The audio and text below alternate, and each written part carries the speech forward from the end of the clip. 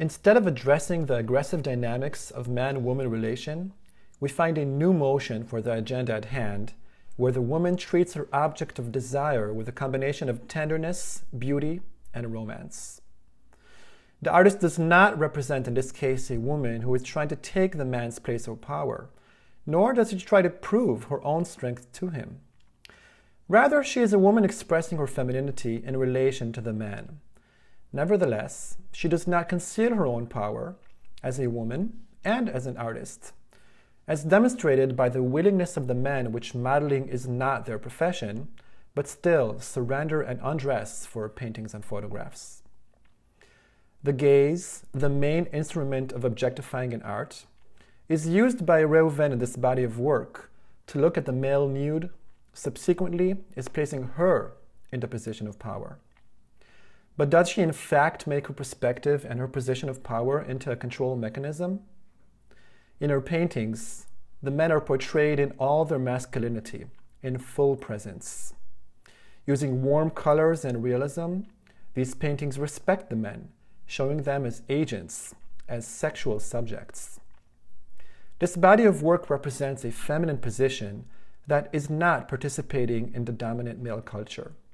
It is a liberated femininity that built itself independently while leaning on the heritage of freedom that the first feminists of the 1970s created.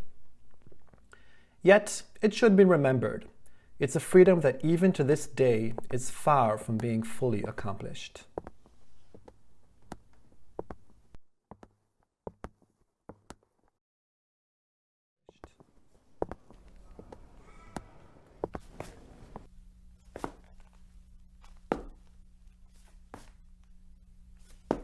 What unites all of them, though, even though they come in so many different shapes and sizes, some fat, some thin, some blonde, some brunettes, some very young, some very old. What unites them all is this powerful sense of humanity, of reality. I mean, these are not airbrushed page 3 girls who've been made to look pretty. These are real people with real body hair and real sagging boobs and this real magnificent sense of what being human.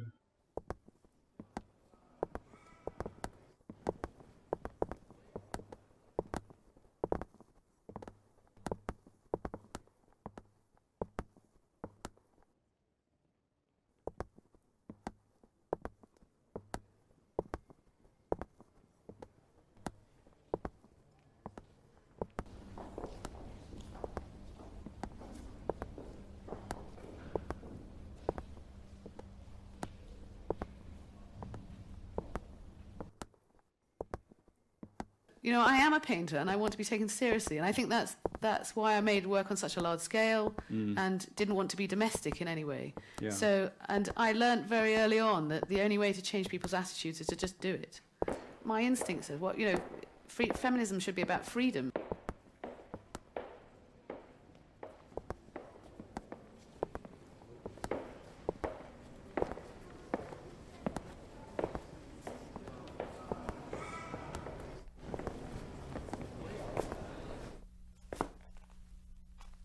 You know, all the human beings are always afraid for very simple things.